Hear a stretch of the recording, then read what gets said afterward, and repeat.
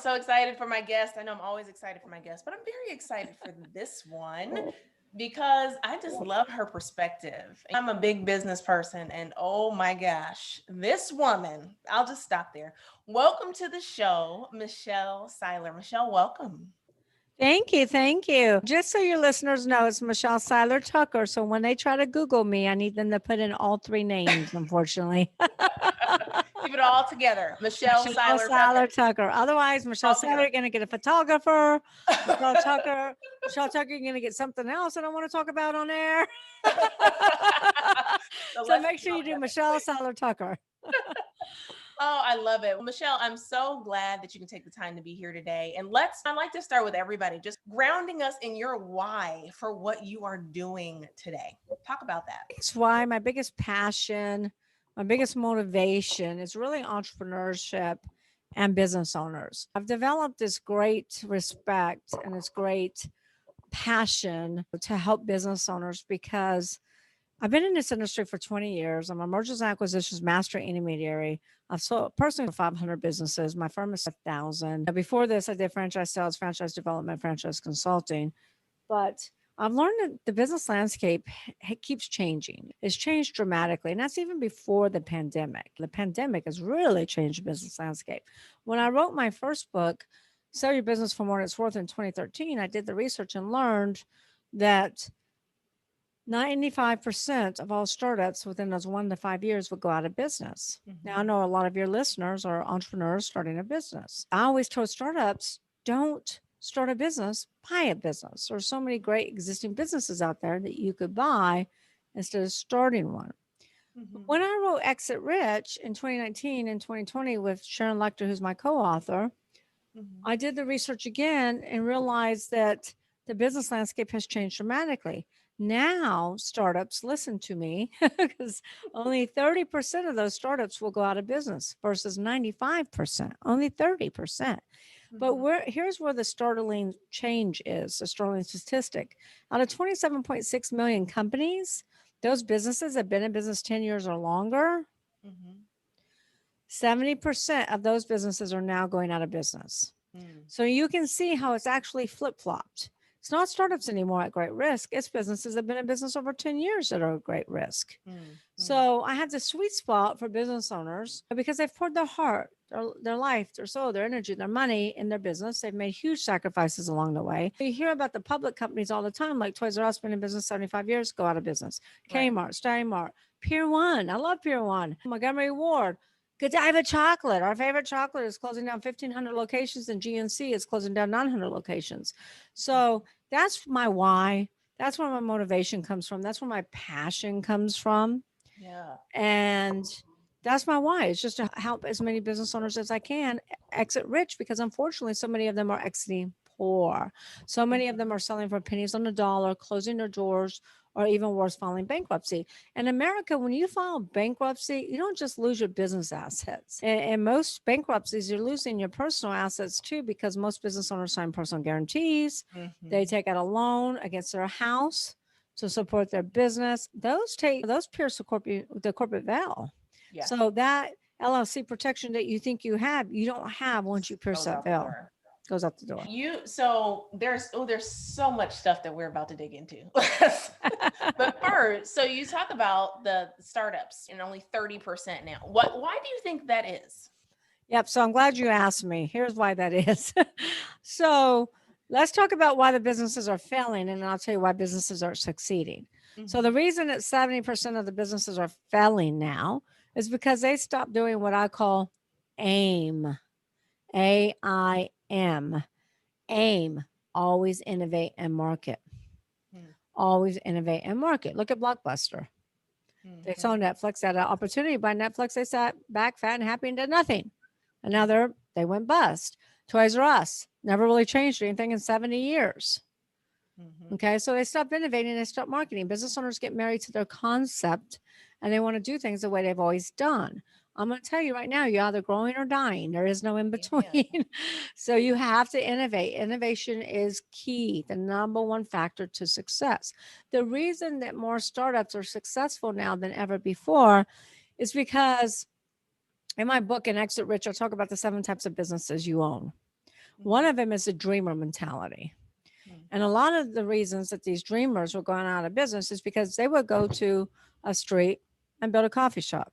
There's already 12 coffee shops. Do we really need another coffee shop? There's really nothing different. They had the concept. Remember the movie Field of Dreams?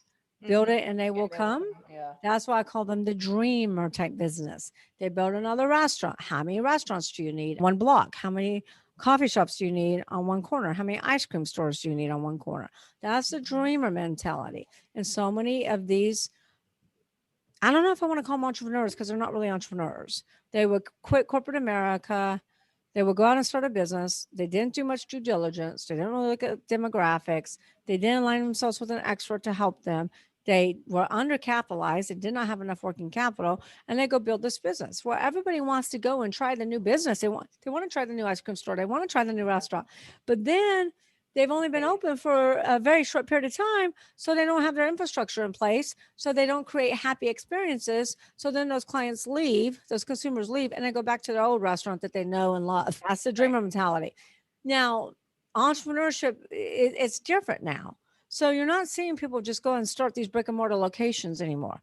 You're seeing more and more people come up with something unique. They look at what is the problem. Here's a solution, problem, solution. So these entrepreneurs are now innovating. Building another coffee shop on a street with 5 other coffee shops is not innovation. So a lot of these entrepreneurs, there were 860,000 businesses open last year in the first half of 2020 because of COVID. People are looking, going, okay, online education, online fitness, online this, online that, and coming up with all these ideas. And you got so many more people that are getting into entrepreneurship than ever before. And you have a lot of millennials that are getting into entrepreneurship. And what are millennials? They're innovative. They're computer, their technology, they have ideas. I mean, Mark Zuckerberg. So I think that's the reason, is because their ideas are fresh. They're unique. They're innovative versus the stale business that's been over here for 10 years has never done anything different.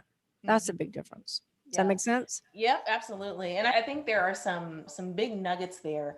And I'm always talking clients coming into the accelerator or new people or just in general. When you're talking about building up a business, of course you want to, from my perspective, and there's lots of different entrepreneurs, but I like to make sure it's a business that's aligned. I feel some fulfillment in it, but I am very careful. It is also a business that I know there's a problem for, that I can solve, and that it's painful enough, in my case, that I can get a premium price for it.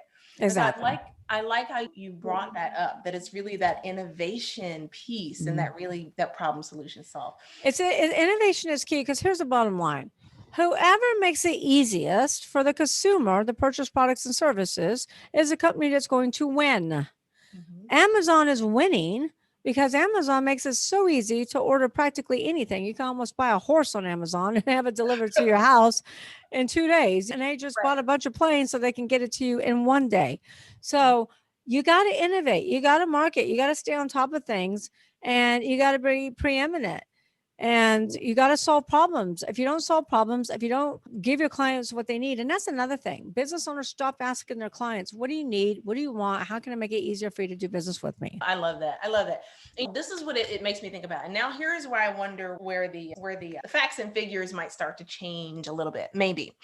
So with all this new great entrepreneurship, there isn't a whole lot, or maybe there is, tell me what you see, of people thinking what happens beyond, right? I've got this business right now. It's making me money. It's doing its thing. Maybe I've started to scale it a little bit, but where am I really going with it? What's the end game? What are you seeing in that landscape?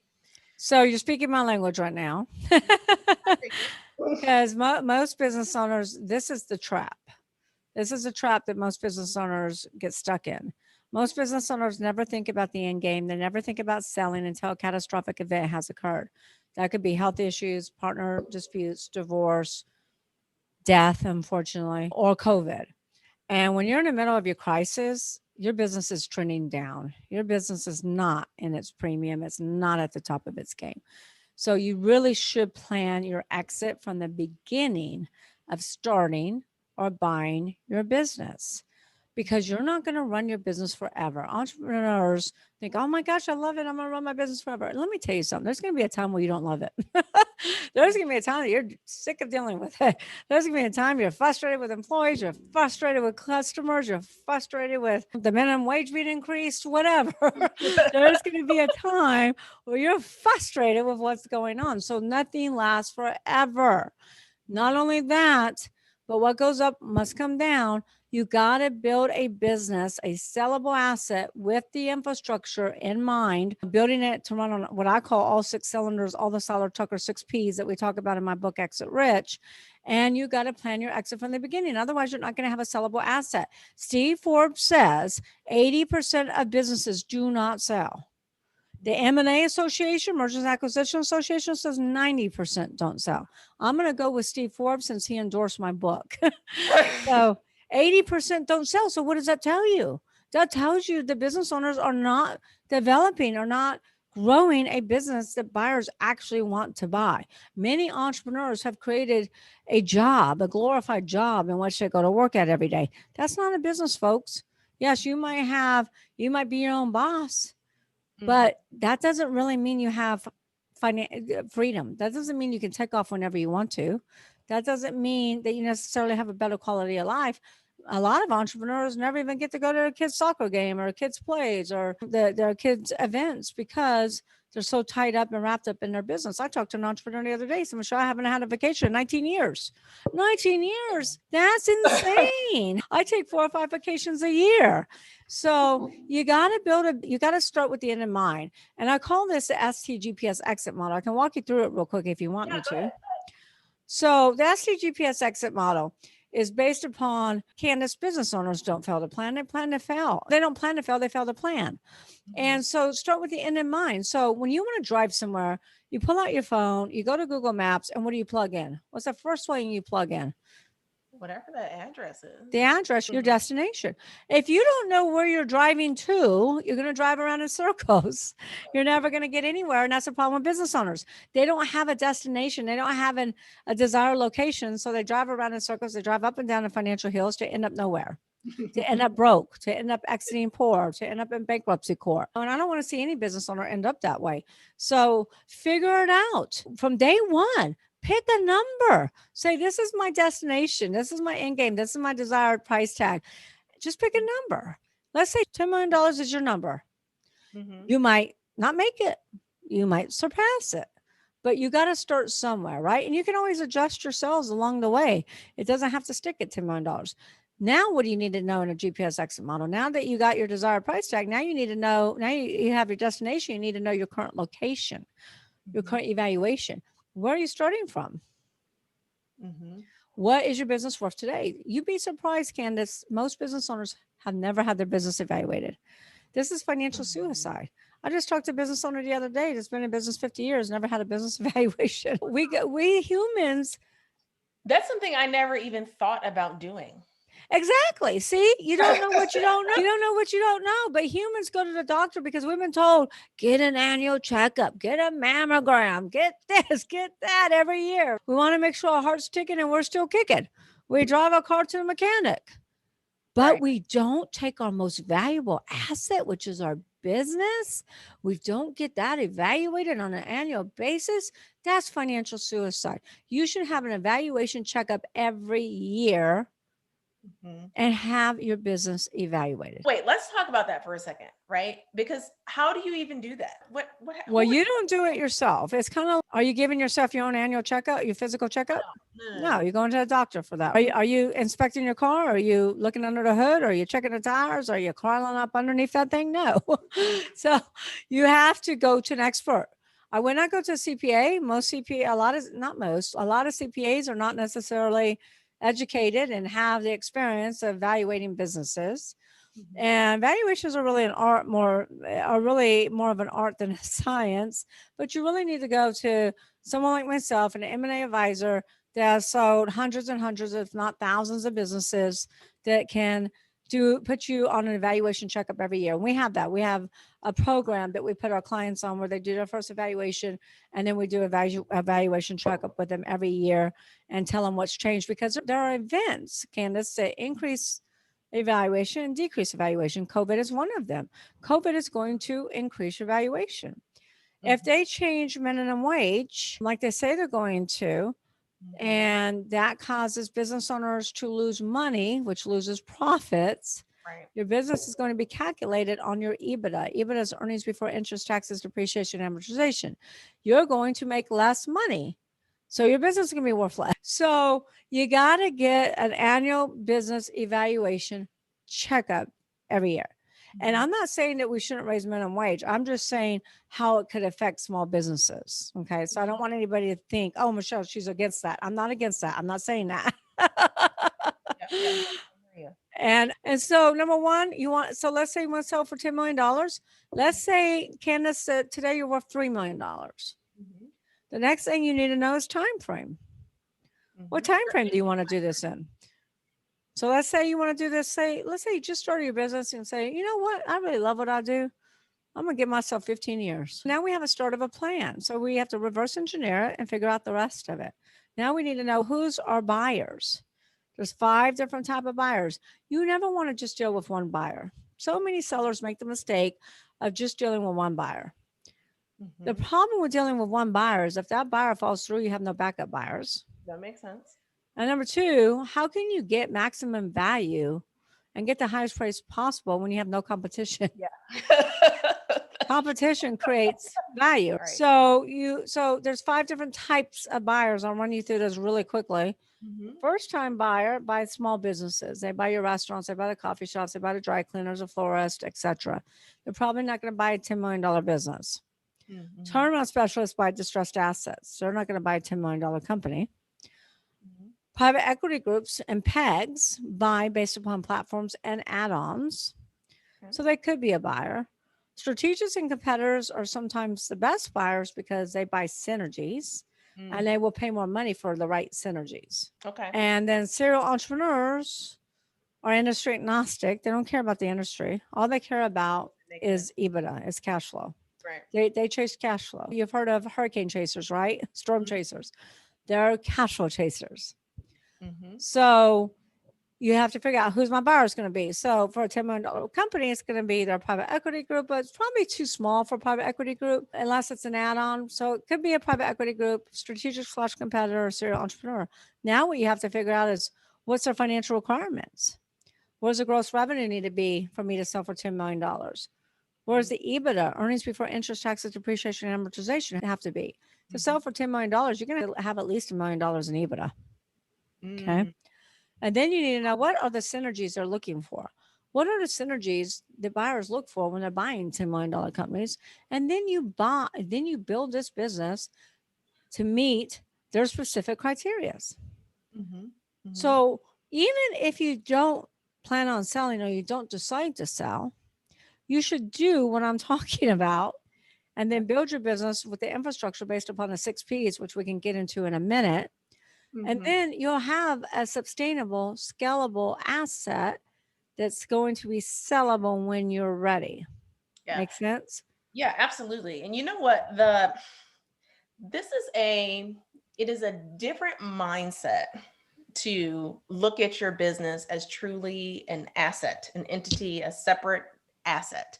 And I say that coming from the world of, so when I think about right now, what's going on with in my coaching space and coaching landscape, I'm beginning to pull myself out. I don't do the everyday coaching team now, sales team starting to raise up, really making that transition to look at the company from, okay, dance back a little bit, infrastructure, set systems, how do you get this thing to run?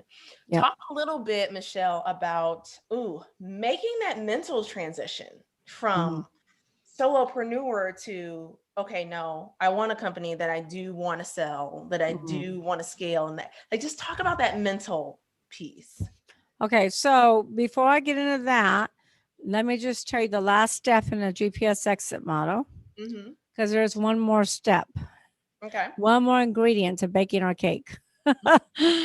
So that ingredient is your why. Like you asked me at the beginning of the show, Michelle, what is your why?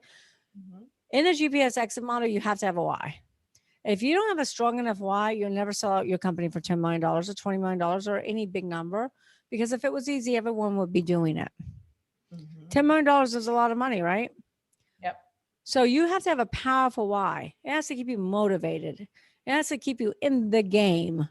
Mhm. There are so many things that want to get us out of the game. It's got to keep you weathering all the financial storms and the pandemic and hurricanes and tornadoes. And I live in New Orleans. I went through Hurricane Katrina. It really has to keep you in the game. So the why is everything. As far as mental mindset, I work with my clients a lot on mindset.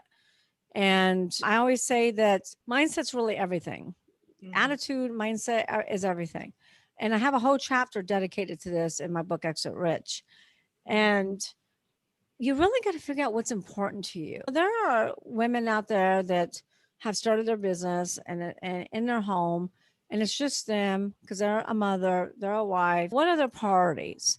So you have to figure out first and foremost, what are your priorities? And for them, if their priority is their family and always being there to take the kids to school, pick the kids up, do the homework. When the school calls because of COVID, somebody has a breakout, you got to now homeschool your 3 kids. Yeah. Or your 4 kids or your 5 kids. What is the priority? They might be happy with that home-based business and that's okay. Mm-hmm. Or they might say, I have 5 more years of this with my children.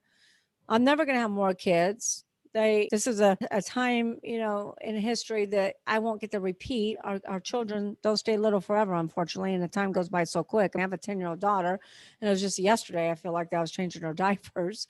So it goes by really quickly. So you got to figure out, what are your priorities? What's the most important thing to you before you can figure out, do I want to build this business? Do I really want to scale it and then sell it for maximum value? And that's sometimes takes some soul searching. It sometimes takes getting away by yourself and really thinking through things and trying to figure out what's important. What happens to entrepreneurs, Candace, is we get so busy in starting our business and we get so busy doing everything that has to be done, like marketing, going after sales, bringing money in the door so we can get paid, that we don't really take the time to think about what is the big picture. What do we really want to accomplish? And that's very important, especially for women, because women have a lot of responsibilities. And I'm not going to say men don't, because men do too, but women have a lot of responsibilities and we're juggling a lot. And so you really have to figure that out before I can really help you with mindset. I will tell you, when I meet with my clients, I take them through there's exercises in my book, Candace, that everybody should get my book. Everybody should go through these exercises. There's exercises I take my clients through. I also really get them to focus on what you want, what you don't want. So what you want. And I have clients that say, I don't want to deal with employees anymore. I can't take it. I have clients that say, I don't want to work 50 hours a week anymore. Or I don't want to deal with all these government regulations. Or I don't want. Then on the opposite side, what do you want? And then I'll have clients that say, I want to take a vacation. I haven't taken one in 19 years. Or I want to be able to travel the world. I want to be able to be with my kids all the time. Or I want to be able to go fishing all the time. Whatever it is. You got to get clear on what you want and what you don't want. Extremely important. And then that determines how big you want to grow your business. And then you also got to look at, what is your mission? For me, I'm a mother and I want to be the best mother I can, but it's also very important to me to leave a legacy. What's on my tombstone, what people say, speak about me at my celebration of life party. Some of the biggest party ever. But I want them to talk about, she helped save my business. I had a client speak at my birthday party and said, not only did Michelle save my business, she saved my marriage and she saved my home from us losing our family home. So you got to think about what's important to you, and you got to take the time to do that. And you're not going to do that when you're in a transactional, working day to day, putting out all these fires, squashing all these bugs, trying to get your business, off the ground. Does that answer your question? It does. And that kind of gets into I always talk about impact, right? Understanding just what's the impact that you want to make in the world. Like you do have to have some foundation in what that is as you're going on this journey. Absolutely, without question. Mm-hmm. Think about this. So a couple things coming to my mind. So for you, give me an idea, Michelle, of what's been like the highlight of your entrepreneurial journey, and then what's been a big low light. So I've had a lot of highlights, probably more highlights than lowlights, thank goodness. I've written 3 books. I think that's a big highlight. I have spoken on stage with many very significant entrepreneurs. I've spoken on stage with Eric Trump, love or hate the family. Spoke on stage with Eric Trump. I know sometimes I'm like, ooh, do I mention the name? So I spoke on stage with Eric Trump, spoke on stage with Mr. Well, not the president anymore, but a former president, Donald Trump. But spoke on stage with Steve Wozniak, founder of Apple, also founder of Priceline, founder of Constant Contact. I spoke on stage with Arnold Schwarzenegger, Donna Karen, Kathy Ireland, some really big names. That's a highlight for me, because to be able to be on stage with, you know, such credibility is a huge highlight. Being able to save businesses and sell businesses for 20 to 40, sometimes 65% more than what the business appraises for is a huge highlight for me. Being able to go in and save businesses, because we don't just sell businesses. I also partner with business owners investing my money, my time, energy, effort to get that business fixed, to grow that business, and to put them on a build to sell model. Most importantly, get them to operate on all 6 P's. And we have to get to the 6 P's on your show at some point. But I think that's been huge to me, is being able to save business owners from going under, being able to help save marriages, help save family homes. All of that's been a huge highlight. I love it. I love it. Let's talk about the 6 P's, because I want to make sure we get these in before we go. Yeah, because I want your listeners to really build their business on this foundation, because if they don't, their house is going to come crumbling down. And this is a mistake that most business owners make, is they focus on sales, get clients in, but then all of a sudden you get inundated with clients and you don't have the infrastructure to handle it. Mm-hmm. Mm-hmm. And the 6 P's, the number one reason that businesses are not sellable is because business owners never plan their exit. The second reason is because business owners are the business. And buyers don't want to buy a job. They want to buy a company. So I'll give you an example. Dentist. I have a dentist that came to me, been in business 45 years, wants to sell his practice, 3 dental hygienists. He doesn't want to stay on for the new owner to ensure a smooth transition. He says, I'll stay 60 days. And I'm like, 60 days? You're going to have to stay on 2 or 3 years. He says, I'm not doing it. I said, well, then you have nothing to sell. Okay. So when you are the business, and I take you out of the business, and the patients walk or the clients walk, there is no business. Right. So number 1 is people. You don't build a business, you build people, and people build a business. So you got to have the right people in the right seat, and you have to ask a who question. Who opens the doors? Who does marketing? Who deals with clients? Who deals with accounting, legal, manufacturing, distribution, logistics, transportation, environmental, etc. It goes on and on. The clue here, Candace, is you should never be next to the who.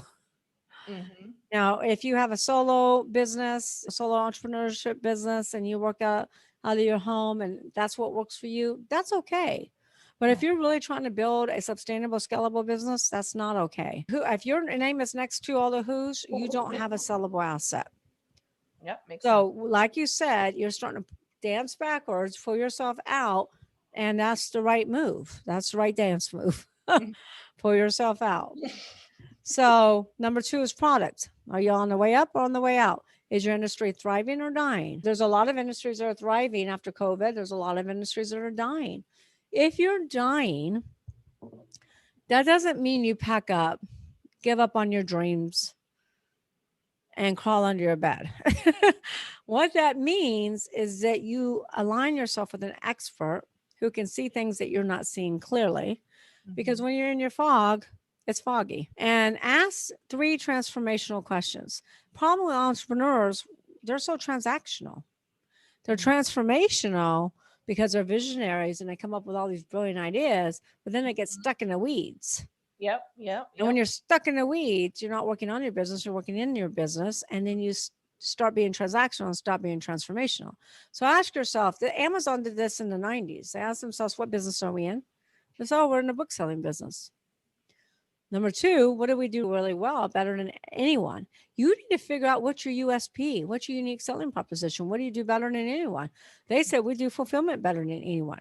Now, here's the third most important question: what business should you be in? Mm-hmm. And pivot.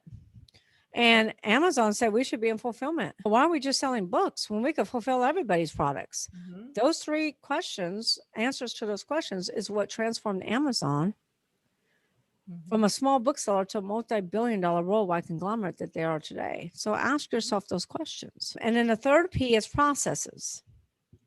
You cannot scale without processes. Mm-hmm. You cannot be sustainable and scalable and replace yourself in the business, work on the business without processes.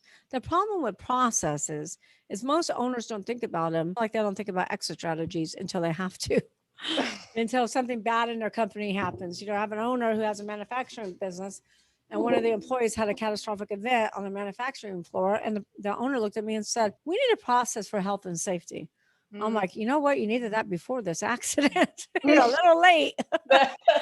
So you really have to think about processes from the beginning of starting your company, buying your company. Now, processes develop as time goes on. You're not going to figure all that out in the beginning, and you can tweak things. But here's what I want everybody to get, because most businesses get this wrong. Mm-hmm. Design your processes with the customer experience in mind. Mm-hmm. And what I mean by that is when you're starting your business, don't think about you. Mm-hmm. All owners think about themselves, what they want. It's not about you. It's about your clients. If you don't have clients, you won't be in business. Think about what your clients want and design your processes around your client experience that you want them to obtain. McDonald's back in the 40s. Did you ever watch the movie The Founder? I did. I was just talking about it on one of my business support clinics yesterday. Great movie, right? Fantastic movie. So back in the 40s, there were all these fast food type of Sonic type of drive ups, but they weren't perfected back then. So the food was always cold, the order was always wrong, and it took too long. McDonald Brothers said, we're going to design a fast food restaurant around the customer experience. We want our customers to get great tasting food that's hot, that's fast. Mm-hmm. How do we do this? Do you remember in the movie when they took all their employees to the tennis courts? Mm-hmm. They went to an empty tennis court. They drew the processes.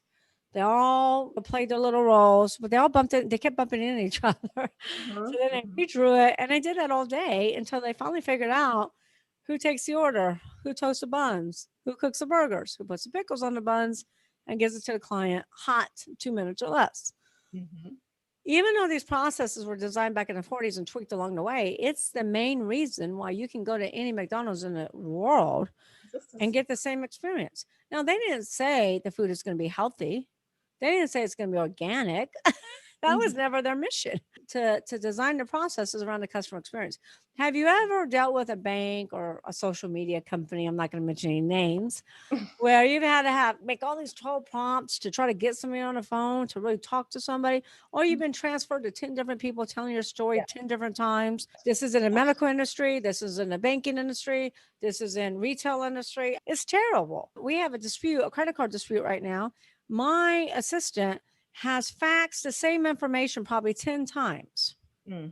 So the problem is these business owners are designing their processes based upon their agenda, not based upon what the client's experience should be, which is why they have so many unhappy customers. You want happy clients? Get this right, and you will have happy clients. And let me just say really quickly, so on this particular subject, I'm big with systems and processes, and on this particular subject, this is not necessarily one of those things that's always, oh, okay, just check the box. It's not, right? It requires your intentionality is not a word. It requires you to be intentional about sitting down and saying, all right, so this is what the customer journey is. This is what the touch points look like. I personally like to even look at it from the folks that are working inside of the business. How do I make it so that experience as we scale, right, that they can handle? And I don't necessarily have to increase staff to increase numbers. And what do those processes look like? That it isn't just oh, okay, I'll do this as part of normal everyday life. You have to be intentional with it. It does have to be intentional, and that's a great point. Remember Zappos?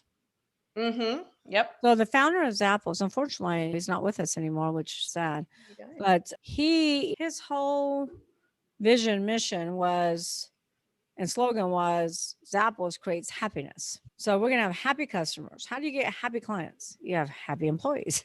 Mm-hmm. So everybody has to be happy. Otherwise, if you don't have happy employees, you're not going to have happy clients. So it really does start from within. You got to get those processes right. That's why McDonald's went to the tennis courts and spent all day on that. But you got to design your experiences, what your processes with the customer experience in mind. Of course, they need to be efficient. They need to be productive. But first and foremost, your processes should result in happy clients. Mm-hmm. Mm-hmm. And you need to have policy and procedure manuals. Mm-hmm. It sounds simple, but so many companies don't have it. Mm-hmm. You need to have SOP checklist. You need to have employee handbooks. If you're trying to sell a business for 10, 15, $20 million, you better have a layer of management and you better have non-competes at the top because buyers not going to pay that kind of money without employee non-competes and employee handbooks and employee contracts. Mm-hmm. Okay, so that's processes. The fourth P is the highest value driver. This could take you from a 4 multiple to 6 multiple to 7 multiple. Businesses are evaluated on a multiple of EBITDA unless it's a SaaS business. SaaS business is really the only industry that's evaluated on a multiple of gross revenues. All other businesses are a multiple of EBITDA. EBITDA is earnings before interest, taxes, depreciation, amortization. Mm-hmm. Under $1 million, businesses are typically valued anywhere from 1 to 3 or 4, depending upon your industry, depending upon your synergies. Over $1 million, your valuation can jump up from 5 and up, depending upon your synergies. Get this right, what we're about to talk about, and then you can sell your business for a lot more money. This is proprietary assets. There's 6 pillars to proprietary. So this P takes me the longest out of all the P's. The other 2 P's are quicker. Number 1 is branding. The more well branded you are, the more I can sell your company for, as long as your brand is relevant in the mind of the consumers. Meaning, is anybody going to pay anything for Blockbuster? No, because Blockbuster went bust, right? So build your brand. The biggest brand, the most valuable brand in the world is it Coca-Cola? No, but Coca-Cola is in the top 10. Coca-Cola is worth about 69 billion. Okay. Apple would be the Apple. Always starting the A's. Apple's brand alone is worth $249 billion with a B. That's without assets, real estate, inventory, accounts receivables, or cash flow. Just the brand alone is worth $249 billion. Trademarks is the second pillar. Trademarks are worth a lot of money too. Trademark everything.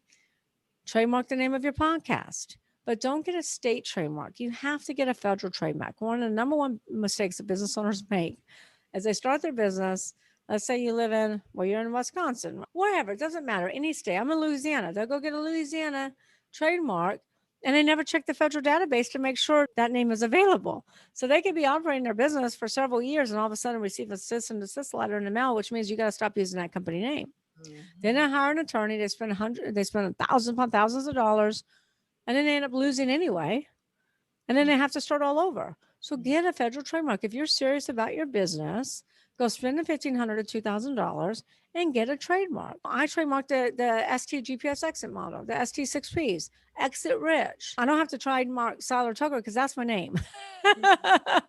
But go out there and get those trademarks. Patents. If you have an invention, protect your inventions. Shark Tank. They always ask the same question. Do you have a patent on that? Do you have a patent pending? Do you have a utility patent? And you need to have patents. Contracts are very valuable. Manufacturing contracts, vendor contracts, distributor contracts, any type of exclusivity contracts. Franchisor that has franchisees is very valuable. The most valuable of all are your client contracts, because buyers want to buy a business that has money coming in, that has money flowing in, especially if you have recurring revenue, will get you a much higher multiple.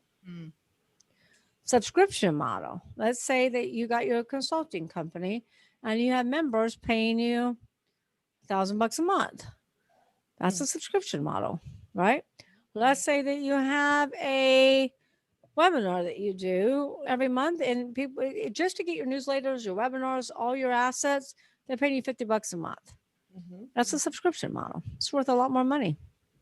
Right. Celebrity endorsements. If you can go get Oprah. I have a client right now that has endorsements by Oprah. Any type of celebrity endorsement is huge because strategics and buyers want to get their business, their products, their services in front of Oprah too. Oprah is the queen of everything. This is true. So, radio personalities. If you have a skincare line, if you have a diet company, they can only endorse one of those platforms while they're doing it. They cannot endorse two skincare companies because they lose credibility by doing that. Same thing with celebrities. Have you ever seen a celebrity endorse more than one weight loss company? No. Don't be weird. No, that would be weird. So, also for my e-commerce clients or any of your listeners or e-commerce, go out there and get the top 3 positions. Pay a lot of money to get yourself up there because if you can get the top 3 positions on Amazon, Wayfair, Etsy, people who are making masks right now out of their home can get it can get really good exposure on Etsy. So this is what we call prime real estate that's hard to develop and strategics and competitors will pay a lot of money for it. So that is your, oh, I forgot one. Did I talk about databases? No. Databases is huge. As long as your clients can be repurposed and retargeted, we can sell it for a lot of money. Facebook paid 19 billion with a B for WhatsApp. WhatsApp was hemorrhaging money, But they had a synergy. They had a synergy that Facebook wanted, and that was 1 billion users. So Facebook knew they could ROI and they could monetize on that. So they paid $19 billion. Proprietary is your number one value driver. Build your proprietary assets, build your exit so you can exit rich. The 5th P is Patreons. This is your customer base. Most businesses follow the 80-20 rule. 80% of the revenue comes from 20% of their clients. If you lose a few clients, you can be in big trouble. We were selling an advertising marketing company in a $10 million range, and they have 5 clients, only 5, but they were all casinos. So they had the 5 biggest casinos. But during the process, they lost 2. Oof. Company's revenue dropped in half. Their profits dropped because they still had to pay for the talent to service the other 3 casinos. So they were not sellable because of that. So we ended up merging them with another media company. And then the last P, the most important P of all, is profits. Everybody's in business to make money, but profits is never the problem. There's another P for you, problem. Profits is never the problem. It's always a symptom of not operating on the other 5 Ps. I have clients that come to me all the time and say, Michelle, I have a profit problem. Now you have a people problem. Or now you have a process problem. Or now, and I can look at your business in a matter of minutes and tell you what your problems are. But profits is not your problem. It's a symptom of not operating on one of the other 5 Ps. Oh my gosh. I love it. Michelle, I could talk about this all day just because just being a junkie of just businesses and growing businesses and doing value adds and just systematizing things. And oh my gosh. This is important stuff. Like I always say, you don't know what you don't know. And it's not what you know that gets businesses in trouble, business owners in trouble. It's what you don't know. And if folks are listening or watching right now and they're like, oh, I need to get closer to Michelle. I need to talk to her, show up in her, whatever it is. What's the best path for them to take to get connected with you? I'm going to give you 3 ways to get connected with me. Okay. Number 1 is I encourage everyone to go get my book. Exit Rich is a must read. You must pick up Exit Rich. All the principles and techniques I'm talking about are in Exit Rich. Sharon Lecter is my co-author. She wrote Rich Dad Poor Dad with Robert Kiyosaki. She's a New York Times bestselling author 5 times. She is a CPA, financial literacy expert, and the advisor to many different presidents, including President Obama. Awesome. So she writes the Mentor's Corner after every chapter. Plus, Steve Forbes has endorsed my book. Kevin Harrington, the original Shark on Shark Tank, has written the foreword. Les Brown gave us, do you know who Les Brown is? Yep, absolutely. Number 1 speaker of all time, gave me a glowing testimony. Also to Jack Canfield, who wrote Chicken Soup for the Soul, Mark Victor Hansen, Brian Tracy, Tom Hopkins. So you really need to go get Exit Rich. Exit Rich is launching in June. but you don't have to wait. You can go to exitrichbook.com, buy it for $24.79. $24.79. We will email you the digital download. We'll ship the hardcover to anyone that lives in the United States. Mm-hmm. And we will give you a lifetime membership to Exit Rich Book Club. What do you get there? Well, number one, you get video content. So if you like what you're hearing here, there's more of this. There's more of me doing this. Mm-hmm. Plus, there's documents. Documents to run your business, documents to sell your business, employee handbooks, non-competes, organizational charts, sample letter of intent, sample purchase agreement, sample due diligence checklist, and sample closing documents. Mm-hmm. These documents alone will cost you over $25,000. I was just on another podcast because Michelle, you're way undervalued. That's probably more like $50,000. It's there for your review and your download. Plus, you get a lifetime membership into Club CEOs, which is an entrepreneur mastermind that I founded. Well, we're really helping entrepreneurs ask those transformational questions, help them pivot, and help them really see things that maybe they're not seeing in their business so that they can build a sustainable, scalable, and when they're ready, sellable business. Love it. Love You it. can also text Michelle to 888-526-5750. And my main website, oh, by the way, when you text Michelle to 888-526-5750, all of my websites pop up. My social media pops up. Follow me on Facebook, Twitter, Instagram, connect with me on LinkedIn. And SeilerTucker.com is my main website. Cool. I will tell you all, we will make sure we have all the various contact points in the show notes at CandaceSpears.com. So if you didn't get a chance to write that down, you can always jump over there, CandaceSpears.com. We'll have all that listed right on the show notes for this episode. Michelle, this has been great. It has been fantastic. And I know I've walked away with plenty of notes for my own self to use in my own business. So I do thank you for that. And really just thanks for taking the time to be on overall. Yeah, you're so welcome. Thank you for having me. It's my absolute pleasure. My hopes is you guys all go get Exit Rich so you can really not become a statistic, but become a business that actually can exit rich. Absolutely. For those that are listening and watching, you know what I always say, don't just take this information and hold on to it. Take it and take some action. And I hope you have a great day, a great evening, whenever you are listening or watching. And I'll talk to you again very soon. Thank you. Sorry.